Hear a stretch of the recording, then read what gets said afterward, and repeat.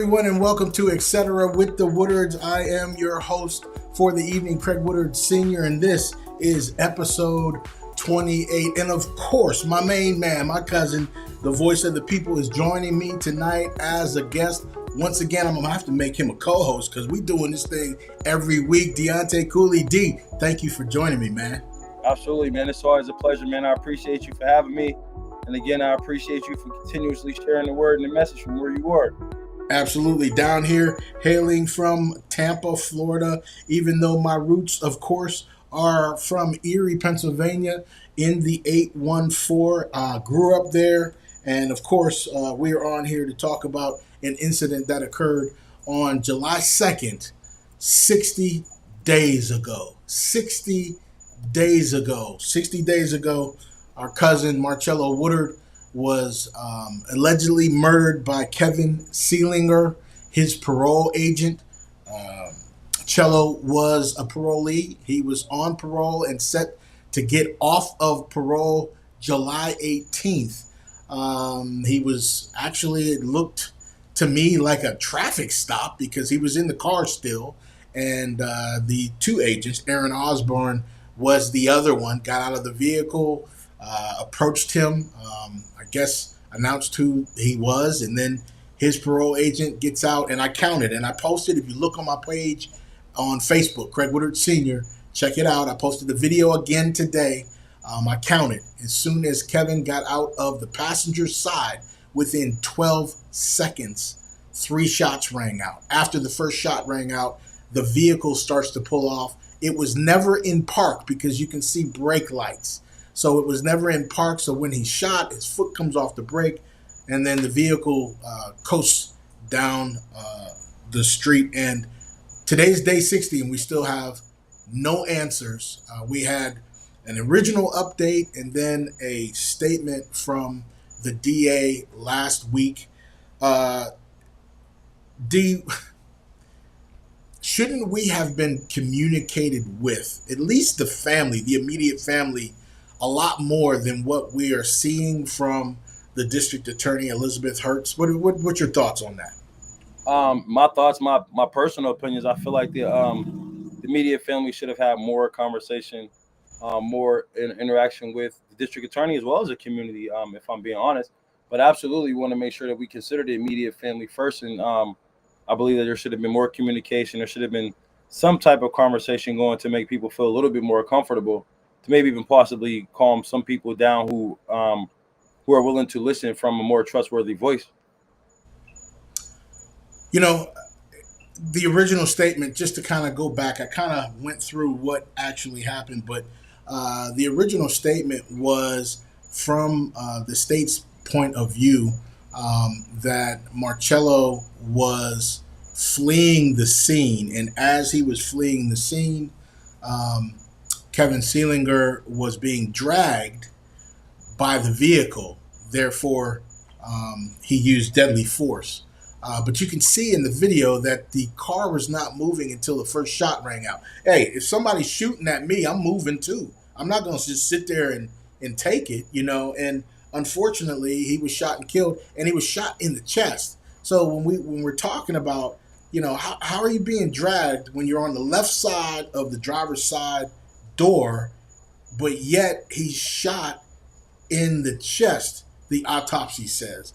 You know, there's just some things that just don't add up to me. When you first heard how that went down and the facts of this, what was your first thought? Well, I mean, from seeing the videos and again the conversation, I think like first of all, I'm not trained in weapon handling or anything like that. But the first thing I heard was, you're dragging someone and you're shooting. I mean, you're being drugged, and they're able to get a shot off and hit somebody in the chest or center mass, pretty much to take them out. So to me, it just that alone, without being biased, sounds like somebody was shooting through. Like, how do you shoot someone in the chest while you're being drugged and there's no glass or nothing anywhere? It kind of seems like he has some direct shots or an opportunity to, you know what I mean, do whatever it is that he came to do once he got there. Right. So again, it's all speculation on my end with some of the things that I'm saying, but the information has been passed from some of the things that I've seen, from some of the things that we've heard in conversations that have been happening. Like, Again, I find it very difficult to be able to shoot someone in the chest um, while you're being drugged, and then even from having conversations with different people, law enforcement officers and stuff like that, Yeah. he had no right to let the shots off. Well, and the other thing, we talked about this last week as well, is that sources tell us that this was a part of a task force um, search. Uh, the city of Erie is under a task force team.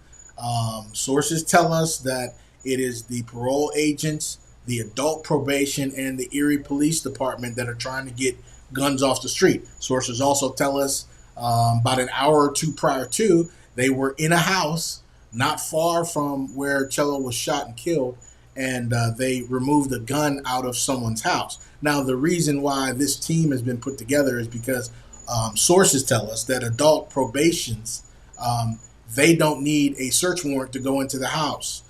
So that's why this team was put together. And obviously, it makes sense that the Erie Police Department was right down the street from where this occurred because they knew that the parole agents were in the area because of the task force, right? So, what should have happened, in my opinion, is if Cello decided to flee, should have been a phone call. Hey, we got a runner. He's coming down the street, and the Erie Police Department intervenes.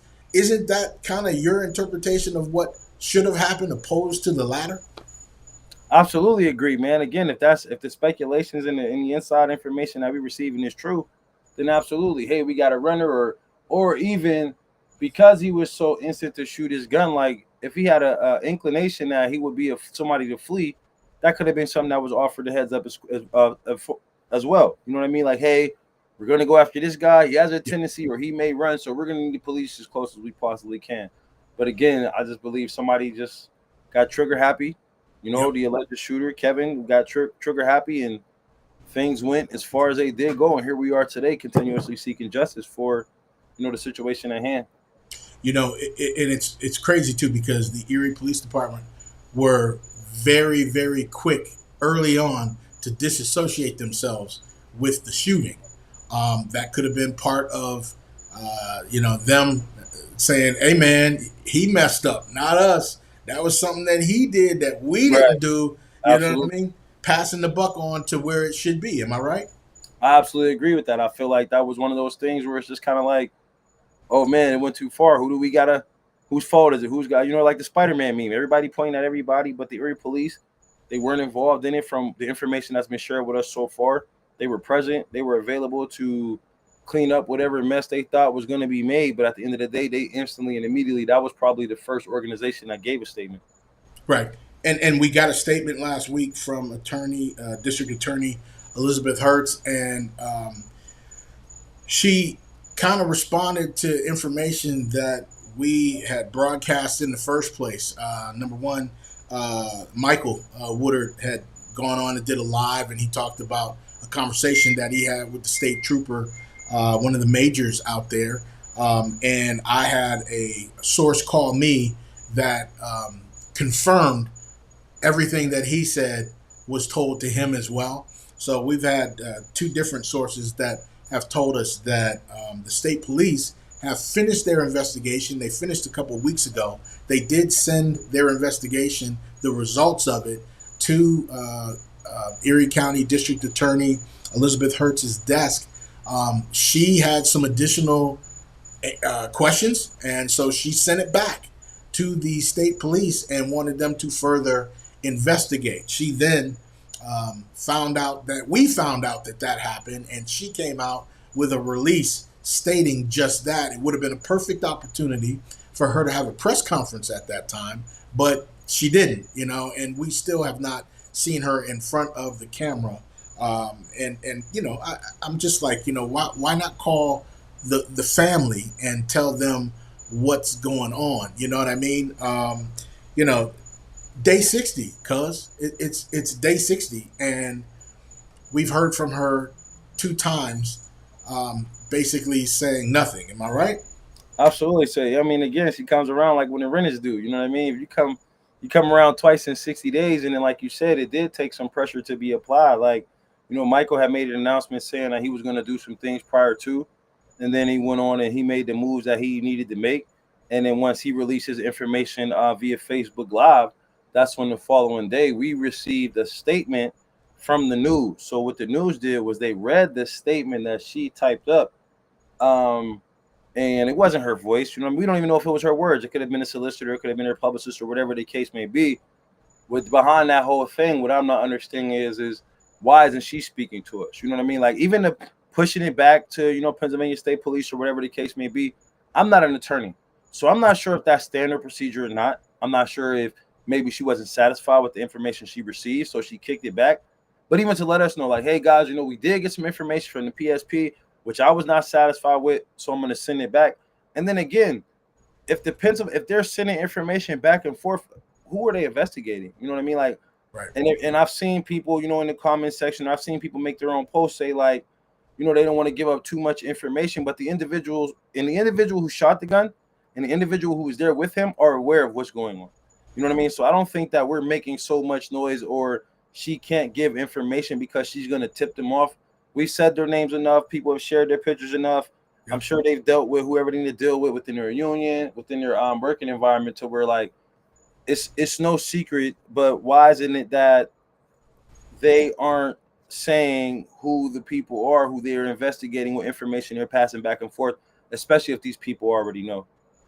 Yeah, and that's the thing that gets me is that there are some facts that they can bring out to the public that it does not harm the investigation, and we have not heard that, like, they have not named the shooter, and that's why when we talk about Kevin Seelinger, we say alleged because he has not been convicted yet, and so we want to make sure we avoid all issues that we have. He is the alleged shooter, and we have eyewitnesses that kind of confirm that as well. But he's still the alleged shooter. I want to bring this up too. We've talked about this before. This situation where a parole agent shot and killed their parolee is the first time that this has happened in the state of Pennsylvania, but it is the second time that it has happened in the country, in the United States. Only the second time. The first case happened on Christmas Eve last year. So less than a year ago was the first case, and it was a Jeremy Sanchez in Fresno, California, where his parole agent, Jorge Lopez, came over to his house. His family was there to do a compliance check. Almost same situation, right? It was a little earlier in the day. It was around noon. But he comes over on Christmas Eve at that to do a compliance check. They're in the house together. They get into a scuffle, a physical altercation, and Jorge Lopez, the parole agent, shot and killed Jeremy Sanchez. And Jeremy Sanchez was unarmed. Same situation with Cello. Cello was unarmed as well. Okay. We have done some research on this case, and you can look it up. Jeremy Sanchez, you're going to find some information. You can see it on my page on Facebook, but you're going to find information from December 24th, the 25th, 26th, 27th, 28th, 29th, and the 30th. And you don't see anything from that point on. No updates, no nothing, right? And so the investigation is still ongoing 8 months later from this December 24th murder. Now, this was the first time in the country a parolee was shot and killed by their parole agent, and it's 8 months in on the investigation. I want to go over a couple of facts here, too. The parole agent, Jorge Lopez, that killed Jeremy Sanchez, immediately started to perform CPR. Failed attempt, but he immediately started CPR. Neither Aaron Osborne or Kevin Seelinger did that for Marcello Woodard. The Deadly Force Review Board also is investigating this case. So out in California, they have a deadly force review board. They also have the California Department of Justice will be doing an investigation as well anytime a victim is killed and they're unarmed. So they have a couple different departments that actually continue to investigate, where we have been pushing to try to find out what's going on with Cello's case here, and the DA having some type of relationship with the shooter, alleged shooter, Kevin Seelinger. They were on a podcast together. Sources tell me that she is pretty close to the Seelinger family as well. So there's got to be some type of protocol in place for her to recuse herself, because she's a little bit too close to this investigation and too close to the victim. When you hear, Deontay, the differences between how everything is going out in California, even though they're separate cases, and we know they're separate states, and we know that that investigation is ongoing, just hearing the differences, what are your thoughts on that? I mean, honestly, I did see a lot of that stuff, you know, and I mean, and I understand it's going to take some time, but when you think about that case compared to this case, like, I don't want to get in the middle of or get in the mix of trying to play lawyer or trying to play attorney and compare, you know, one to the other situation. I know laws are different. Pennsylvania is a Commonwealth state. I'm not exactly Mm-hmm. sure if California is a Commonwealth state. I know they got a 3-strike rule out there. You know, so the laws are different. The rules are different. You know, I know a lot of people are saying, "Oh, this is going to take time. Compare it to the last situation or compare it to the previous situation." And I get all of that and I understand all of that. What I don't want to do is get lost in the mix of us seeking justice for Marcello by, you know, diving into other cases or other situations. So I leave me, I'm going to speak for myself personally. I leave all of that investigative stuff or all the research stuff that's not related to what's going on in Erie, Pennsylvania, to the people who can bring that information to us to kind of give us some speaking points and some talking points. But I haven't really thought that far into any situation outside of the situation that took place on July 2nd in Erie, Pennsylvania. You know Yeah. what I mean? This is from this is the first time that this has ever happened in PA.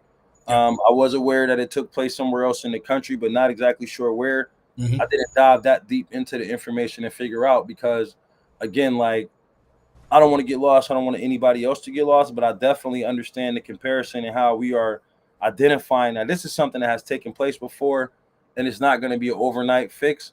And Yeah. I don't think that by any means by us asking questions or by asking a district attorney to speak up that we are slowing down an investigation.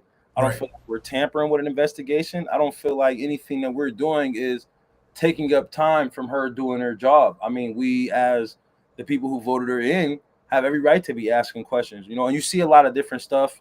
You know, you see a lot of different people talk different things, but at the end of the day, I don't want to get too lost or too mixed up in something else. And I feel like we as citizens who live here have every single right to be able to ask the district attorney questions, to be able to ask what's the progress on the investigation. And again, it doesn't mean that she has to answer us, but Right. just because she isn't answering us doesn't mean that we have to go away and we're gonna go. I'm not going anywhere.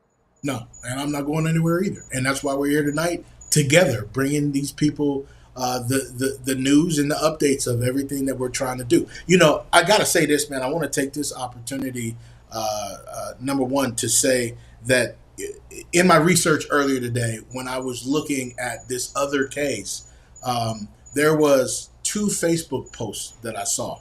Um, the two Facebook posts occurred right after the situation happened. There were three comments on one of them. There was no shares. There were maybe three likes. Um, and the first thing I thought of was, why are they not making any noise out in Fresno, California, when this parolee got shot and was unarmed and killed by his parole agent?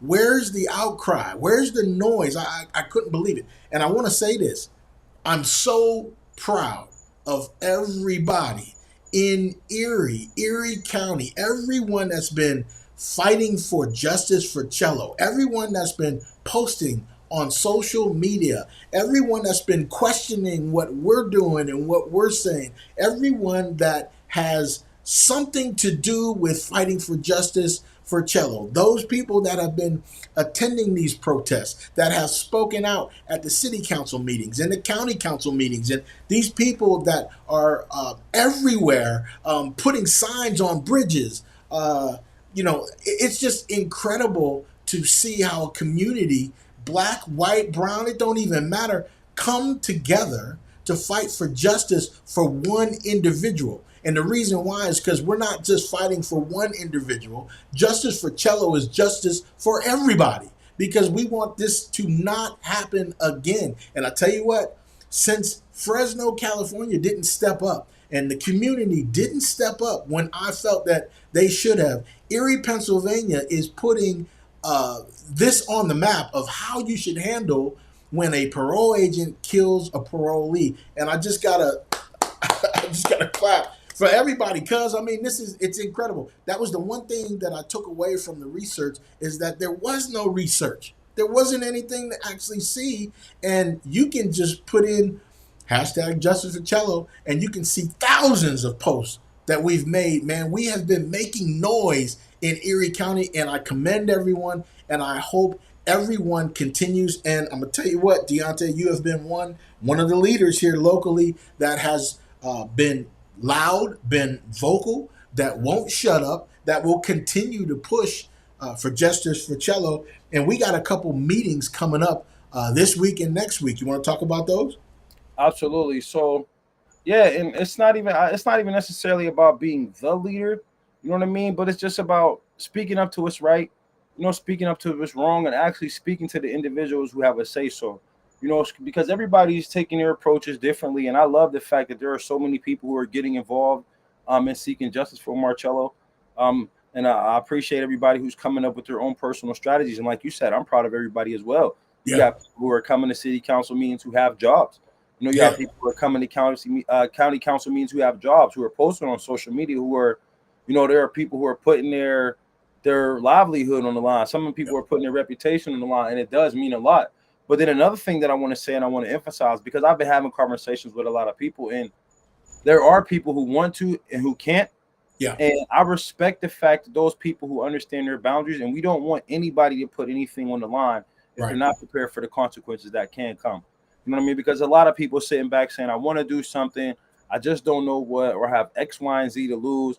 And we understand that. You know what I mean? So I just tell people to continue to pray, continue to encourage those people who you are connected to, who are seeking justice without, putting your own self at risk, or without putting whatever it is that you have on the line. Because the last thing that we want is for people who have things to lose, who have, or are this close to losing them, to make too much noise to the point to where they're targeted, they're antagonized, or they're pushed off the edge, and there's no hope for that. So I just want to, again, kudos to everybody. Kudos to the individuals who, are making noise, the people who are stepping up.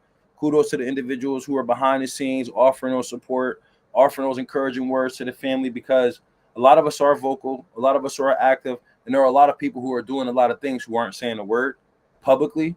They're saying those words privately, and they're saying those things to the direct family. They're saying those people to the immediate saying those things to immediate family, and all of that is appreciated. So I wanted to actually, recognize what you recognize as well, as far as the 814 making noise, and as far as people being supportive, and even people recognizing that, hey, man, I can't really do as much as I would like to do, but I'm here in prayer. I'm here with information. I'm here with knowledge, as long as my anonymity can remain the way it is. So again, kudos to everybody with that. But to the meeting schedule. So there's a city council meeting this Wednesday. So it's at 9:00 in the morning. They have a city council meeting on the first Wednesday of the month at 9:00, and they have it in the third Wednesday of the month at 6:30 p.m. So it was only a few people who were able to go to the morning meeting. So if anybody can make it to the morning meeting, it would be appreciated if we show up. But the reason why I'm going to continue to encourage people to attend these meetings is because what people aren't understanding is these are the people who make the decisions or have the influence to be able to help. You know what I mean? Or these are the people who are sitting in those positions who have said, like, we're concerned for our community. We care for our community. So to continue to reiterate, we know arrests aren't going to happen here. We know that type of stuff does not happen there, but it's getting to the point now to where, like, nobody's doing anything, and I made some comments at the county council meeting. I'm going to speak a little bit more in. I mean, yeah, at the county council meeting, I'm going to speak a little bit more into that. So because I don't understand like how it's okay. I don't understand how we're and this is about to like this is gonna blow some heads off, man. Like I'm gonna keep it 100. Like I was already encouraged not to say this once, but I'm gonna say it anyway. So, excuse me. As we were seeking justice, you know, and we go to the county council meeting, and you got people down there speaking from their heart. You got people speaking from their heads. You got people crying. And I believe that what we did was we flustered them so much to where the city council president admitted to, you know, at the end of this, I shot a man in the head. I got away with it.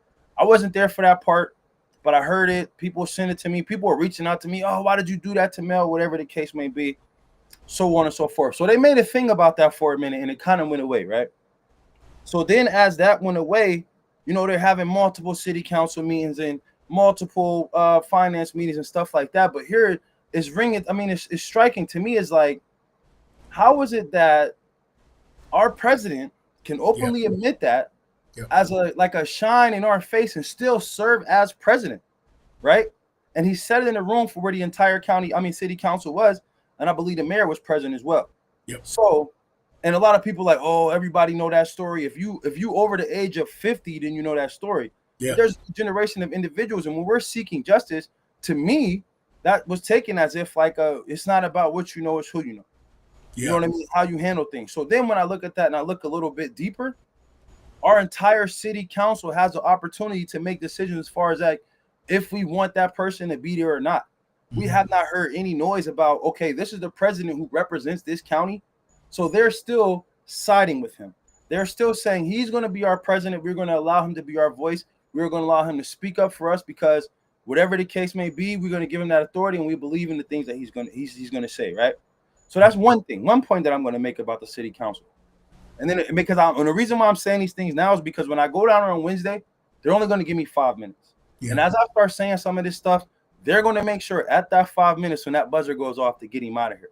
You're done. So then the other day, you know, it was a status we shared Jeremy Leitner's event. You know, we were telling people, you know, it was, oh, go to Jeremy's event or don't go to Jeremy's event. What is he doing? He's the assistant, so on and so forth. So then you have a city council person, Chuck Nelson, coming in. Right. And, you know, he's in the comment section and he's giving up bits and pieces of information. And him and I are going back and forth. And we kind of talked about this last week, you know. And one of the comments that he did make was, well, my name is on the flyer because I said nobody tagged you in the post. He said my name was on the flyer, so he pretty much felt since his name was on the flyer, he had the opportunity to speak to what we were discussing, right? So on the flip side, his name is serving as one of the city council member people. So if you have a reason to voice your concerns or to use your voice because your name is on something, I would like to know why hasn't he called out the president for making a statement as such publicly? Because that wasn't a statement that was made in caucus. That was a statement that was made to the entire community, which was recorded and is still available and accessible to us, right? On the record. So we have that going on. So then, not to pinpoint everybody individually, but I'm going to try to see as far as I can go. So then we have Mr. Ed Brzezinski. I believe it was Ed, Mo, and Mel Witherspoon, who they wanted to fight tooth and nail with the Erie events about selling of the zoo, selling of the golf property, or whatever the case may be, right? So it's like you'll fight tooth and nail for a golf club. For a golf course. You'll fight tooth and nail for an Erie zoo. But when it comes to the life of an innocent or a man who is killed while on parole, unarmed, nobody has anything to say. Nobody bats an eye. Nobody has a peep. But again, if the Erie event says, hey, we want to buy the golf course, we're going to buy the golf course, everybody has something to say. We're going back and forth. Should we give people this money? Shouldn't we give people this money? Again, we're asking them to speak up to human life, correct? Right. So then here's another thing. So the other day, you know, I'm scrolling Facebook, you know, I pay attention to what's going on, paying attention to the local politics or politicians. And I had said something down there. And I said, when the politicians start going back and forth, you always start making noise and start speaking to each other. So I'm not sure if it was Brenton Davis himself or it was a fake page of Brenton Davis. What they did was they shared information about Jasmine Flores receiving money from the Sisters of St. Joseph Network to purchase a house, as well as money from the Erie's Black Wall Street to purchase a house. So what she did when she seen these things was she made a subliminal post talking about the people who were speaking about her. But I have yet to see her make a post about justice for Cello. And another thing, when we were at that very first city council meeting, Yeah. One of the things that she said was, well, it's unfortunate I wasn't able, I wasn't able to get to this. I'm working on closing on a house. And I said out loud, house, I'm sorry for us to inconvenience you. But here it is. You've closed on the house. You've Right. talked about you closing on this house on Facebook. You've talked about even utilizing the service of a young man in the community to help you get to this house that you closed on. You have yet to say a word about Marcello Woodard. You have yet to speak up publicly about this. And then the second that another politician that you don't like says, hey, this lady got some money from somewhere else, now she can say they're in my business or whatever the case may be, and I'm not minding theirs. I don't know exactly what she said verbatim, but Yeah. like as I'm seeing all of this information, it's like, yo, so you have yet to, and you got money from the Erie's Black Wall Street, which is an organization that serves the Black community. So you receive funds from an organization that serves the Black community, but yet you aren't speaking up for the Black community. Yeah. I mean, and on the flip side, when everybody was coming down there, like I said at the meeting with their red hats on, I myself personally came to a meeting and spoke on her behalf to try to calm that volume down. Not Right. once, but twice. But it seems to me as though the only time Jasmine Flores is willing to go on Facebook to advocate for something is when she's personally being attacked by people she does not like. Because at the end of the day, I don't believe anybody publicly threatened her life. They said she got some phone calls or whatever when she made that post in the past. But I don't think anybody publicly threatened her life, but Marcello was killed. So you can speak to people antagonizing your character or questioning your character for some funds you received for a property. And they're saying it wasn't illegal, but it was morally incorrect. I'm not here to say what that is, but all I'm saying is when her character is called, she will speak up for herself and speak to the people. But she is an elected official, a city council person who ran to support the people. And I myself personally have yet to see her support. You know what I mean? We've seen Dr. Titus. We've seen, and what's crazy is we even seen Chuck Nelson, but now it's getting to the point to where was it performative? And also because you're protecting someone who willingly will say, well, I shot somebody before, and that was 2 months ago, or what? 2 months ago, or a month and a half ago. He still serves as president. An entire community came down on Sonia Arrington and tried to get her out of there when she had some issues with gambling. An entire community came for Jasmine Flores when she made comments on Facebook. But it's okay for our president to say something like that in our face in a room full of people, and he still serves as president. But then when I bring it to some people in the city of Erie to say, hey, this is a concern of mine, I'm told, Mel only got a little bit more time to go. Just let him sell out into the sunset. Chuck only got a little bit more time to go. He ain't running. Let him sell out to the sunset. And it's like we have people who will continuously condone this hypocritical behavior, who will side with people who will throw things in our face like that. And yet we're seeking justice to the point to where like we just need to start exposing everybody, man, and let them start telling on each other and pointing at each other too. Because another thing, Mo Troop, he's part of like the hottest band in the hottest cover band in the city of Erie. Yeah. I could be wrong. And I know he said he works behind the scene. I'm not sure if he took up a donation for Etcetera. I'm not sure if he took up a donation for Malachi. I'm not sure if he took a donation up for Malachi's sister. And excuse me because I don't know the young lady's name. I'm not sure if he even took up a donation for Shamel. Has he even had to make some noise for Cello, some justice for Cello? Again, has a district attorney who's supposed to be working for the people, has she had yet to say justice for Cello if she's seeking justice? So it gets to the point in time where it's like our elected officials are supposed to be working for our community, but yet their president is okay with bragging about shooting a man in the head and getting away with it. And then he still gets to serve as president. And another thing, this may be comparing apples to oranges, but a lot of those same people have a problem with Donald Trump serving as our country's president because he was a felon. Right. But yet our city council president admitted out of his own mouth, without warranted, without ask, what have you done in your past? This is something that I've done. I don't care how long ago it was. That's traumatic. So we talk about millennials and we talk about the trauma-informed care and we talk about how to communicate with people. So there are people who sit on there who have no idea, who have an idea of how traumatic that statement was, and they're okay with their president who represents that council, who oversees our community, making statements like that. And then our mayor was in the room and he was okay with it too. And then our solicitor was in the room and he was okay with it too. And our chief of police was in the room and he was okay with it too. But yet, we're not saying it should have been immediate action, but this was months ago. How and why is he still president? And why is it a problem for me to ask this question? And why is it more people asking this question? And why isn't the people who serve on city council saying, hey, our president Right. just admitted to shooting a man in the head while there's a room full of people who are seeking justice for a man who was shot and killed in the street. That is very distasteful. I don't care how old you are. I don't care how disconnected you are.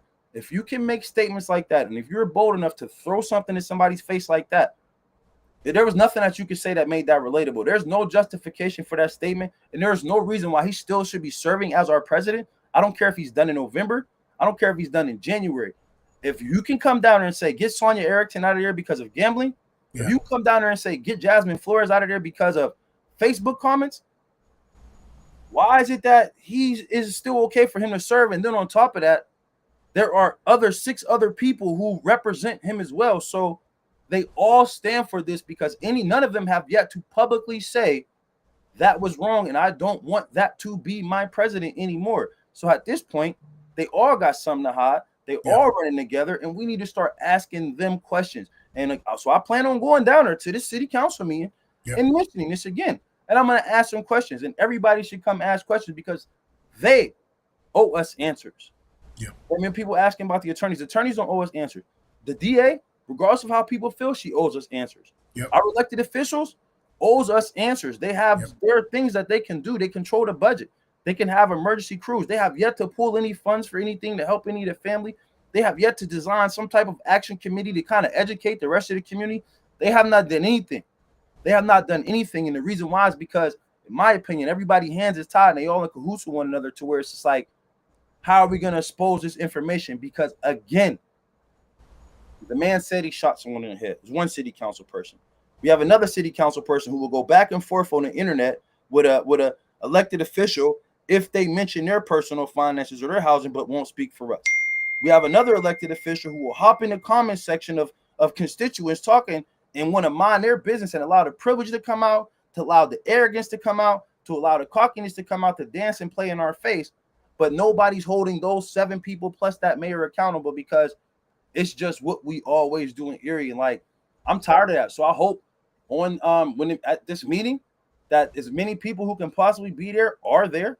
It's September 3rd at 9:00 in the morning. But if not, I'll be there unless something comes up. And then if so, we're going to take it to the next meeting. But at the end of the day, I'm to the point now to where like they're not protecting us and they protecting each other. And our own president of our city council said, yeah, I shot a man before back in the day. You know, that's what I do, or whatever the case may be. So I don't know if that's what they do or if that's acceptable or if it's not acceptable. Are we allowed to be shooting people in the head as long as we can get away with it?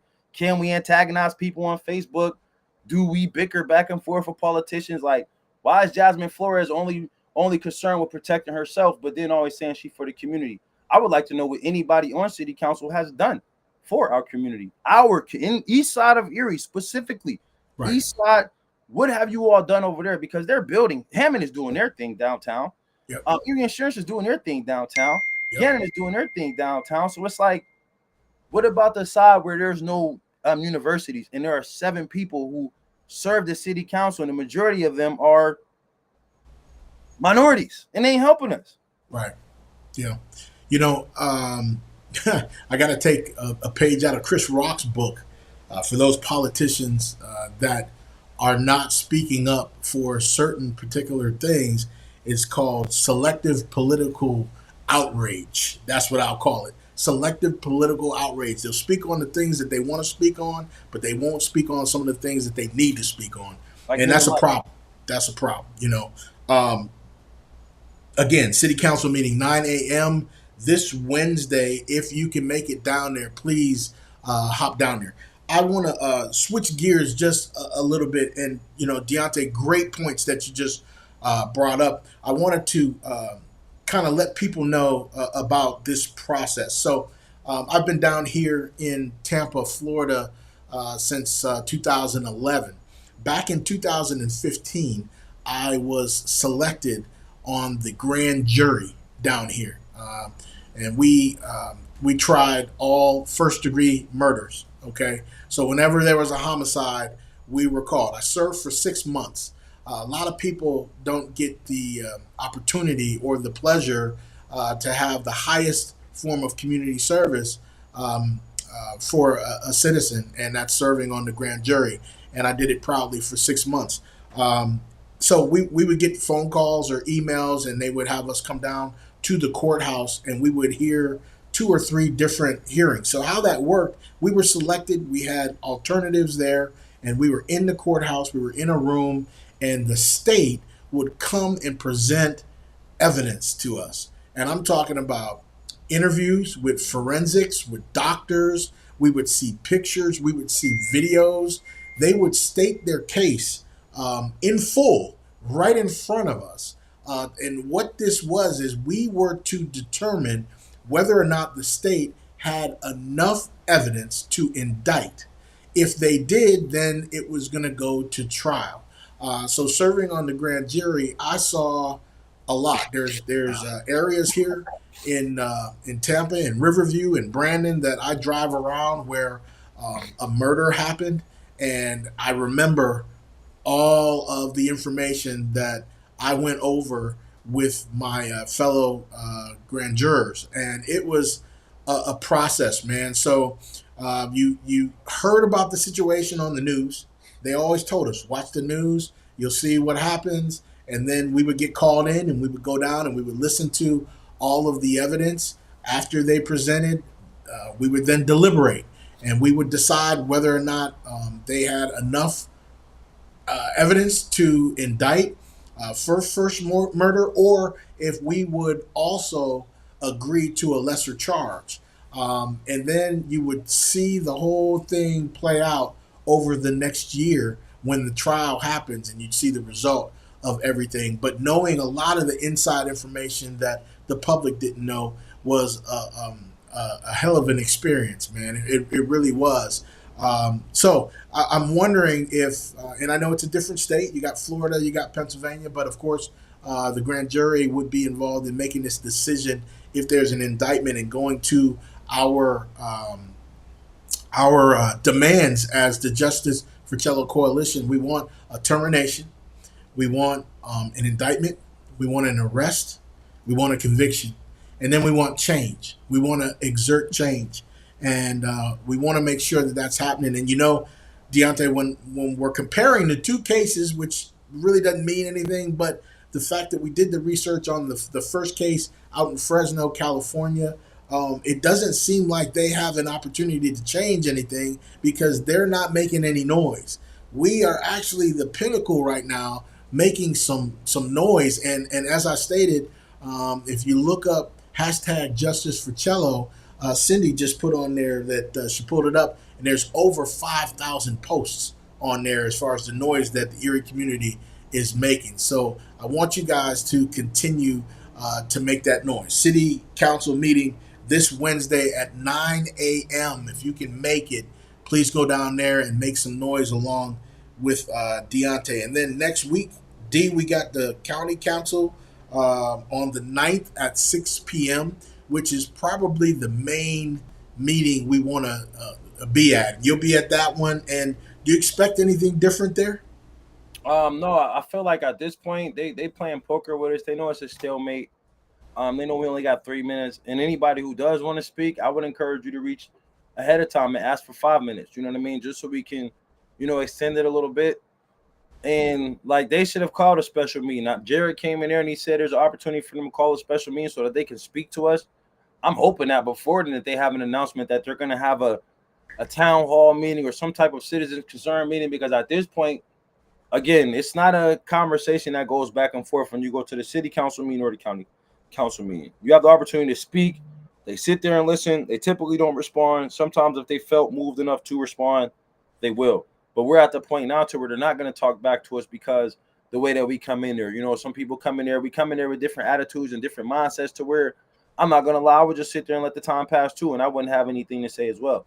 But I do believe that they are recognizing the pain that is coming from the room. They're understanding that, like, the severity of how this is impacting people. And especially, again, after Shamel spoke at the last meeting, I don't think that they should keep being quiet. I don't think that they should just let this go away. And I don't think that they should be just standing there staring at us. I don't know what more we can do other than continue to make it public record, Mm-hmm. continue to go down there and seek help. And, maybe we need again start doing our research on our elected officials and start looking at information as to things that they voted on to help the community, things that they voted against. Everybody has financial reports. See who's their top donors when they were running for elected, and see who their friends are and see who they're connected to. Because I believe that's what it's going to take. You see, it took for Michael to go on Facebook Live and to get that information up before we got a statement, Yep. from our district attorney, if we call that a statement. You Right. see, it took for us to post to talk about Jeremy Lightner to get Chuck to speak up a little bit more. So maybe we need to hit there. You see, I guess clearly you can only get Jasmine Flores to speak when you talk about her personally and her personal endeavors. So Hmm. maybe we need to find somebody that's going to start antagonizing her a little bit and start bringing things to her attention so she can speak up and say anything. Because at this time, we got to start shaking trees, man, and we got to start poking bears for if we want to get people to talk, to make them uncomfortable. And if that means they got to speak up to until the district attorney says, okay, I'll come out and I'll talk to everybody and I'll do weekly updates, even if there's no information, but I'm going to show my face. I'm going to allow you all to hear my voice. Like, we to the point now to where we don't know what to do, if we're doing it right or if we're doing it wrong, but we're not going to go away. We're going to continue to do something. And there are people who ran for positions to say that they want to hear our voices. So I think, I mean, at this point, I know, Cindy came and she spoke from the district that she's in. So Hmm. if there are more people in the county who live in the county of Erie who don't specifically live in the city, who can speak to Charlie Bell, who can speak to Terry Scatella, like we already spoke to Jim Renarski. We already spoke to Andre Horton. You know what I mean? But there are Yeah. some other people. Chris Drexel, who serves on the county council. Um, Rock Copeland, who serves on the county council. What we need is we need some people to come and speak to those individuals that you all know those people. You know what I mean? And you voted for those people, and they represent your district. We got Terry Scatella, Andre Horton, Rock Copeland, Jim Renarski, Chris Drexel, Charlie Bell, Ellen Showerman, and then even Britton Davis. Like, all of those people ran. All of those people represent a different district within the county of Erie, and we need people to come from those districts and talk to their elected officials if they feel some type of way. And again, if you are against us, I'm going to say this as well.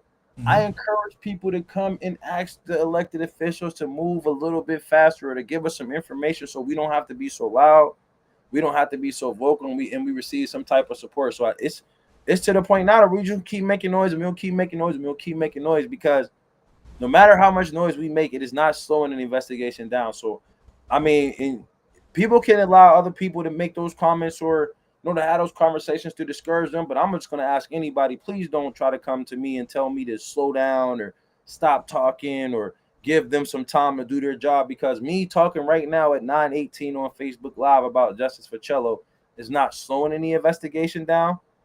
It's not slowing any process down. It's not stopping anybody from doing their job. So don't let anybody make you feel like you shouldn't be posting statuses, you shouldn't be asking questions, you shouldn't be making phone calls because at the end of the day, they ran for those positions. They want to hear from the people. So we're gonna keep bringing it. We're gonna keep bringing the noise to them until they give us something. We don't know. Give us something. Yeah, I agree 100%, man. Don't be quiet at all. Don't be like Fresno, California. I was looking for, some action out there to see how they handled this similar situation, and they just didn't have the backing that we have in Erie, Pennsylvania, and Erie County, and we can really appreciate everybody that's making these posts, even if you go on and put hashtag justice for cello and you click a like or you share something. That's doing something, man. It just means that we're still here and we're making some noise and we're not going anywhere. We're going to continue to talk about this. We're going to continue to add pressure. We're not tampering with any type of investigation. We're just bringing out facts and poking holes in the original statement. That's what we'll continue to do. That's what we're here for. And we want to make sure that we update everybody to what's going on because for some reason they're not talking to us. They're not answering the questions that we have. So it is our right to talk about it and to discuss certain things and to give our opinions based off of how we see it. So, yes, city council meeting this Wednesday at 9 a.m. next Tuesday is the county council meeting at 6 o'clock. D 6:30, Mhm. 6 o'clock 6 o'clock. in the evening. So They please start come on out. time. They start on time. Yes, they're ready to roll as well. And I got one question for you. It's a funny question here. Do you think we could get Coach Jerry Roberts to blow the whistle again? Listen, man, I ain't gonna hold you. I hope not. I hope not. You weren't in the room for that, man. I hope not, man. No. To tell Jerry leave his whistle at practice or wherever he had his whistle. I don't know where he pulled it from, man. If he gonna do that, I need to be outside of the room when you do that. He said it just happened, man. You know. Yeah, no, it was intense. He was amped up, but He yeah, was ready. Man, I'll tell you what, it was a great outcome. Hopefully, we can get some people down here at the city council meeting. I know it's early, 9 a.m. on Wednesday. Parting words, D, you got anything else you want to say? No, I mean, like I said, I want to continue to encourage people to keep making noise, keep pushing, keep fighting. We're not disrupting anything. We're not tampering with any evidence or anything like that just by asking questions. Our elected officials, they like for us to come to those meetings and ask questions. They just don't like to be put on the carpet. So what I will say, for anybody who plans to attend either the city council meeting or the county council meeting, to look up every single elected official, get some information about them, see who they are, so that way you know what to talk about and who to speak to. We done going in there, coming in blind, saying the same things. We're going to be calling people out directly, and we're going to be holding them to their words. We're going to be holding them to what they said they were going to do when they got those seats and why they ran for those seats. So we need to be researching our people, researching our candidates, and we need to be bringing it to them at this point. Like, put your foot on the gas, no brakes, and let's go, man.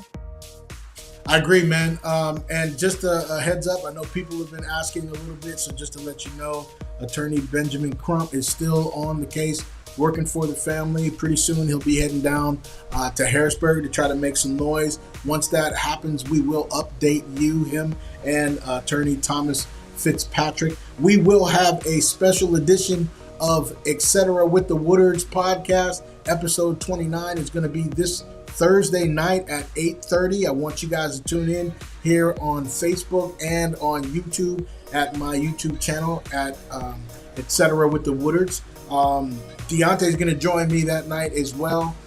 Stay tuned for the information that we're going to bring forward to you. And don't forget, next Tuesday, the county council meeting will be at 6 p.m. on September 9th. All right, so I hope you guys have a great Labor Day tomorrow. People have been working hard. We've been grinding here.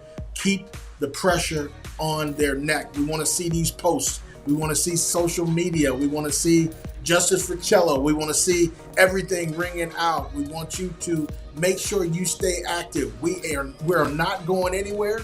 We refuse to be quiet. We refuse to shut up until we get justice for Cello. Thank you guys for joining us tonight. For Deontay Cooley, I'm Craig Woodard. Enjoy your Labor Day week.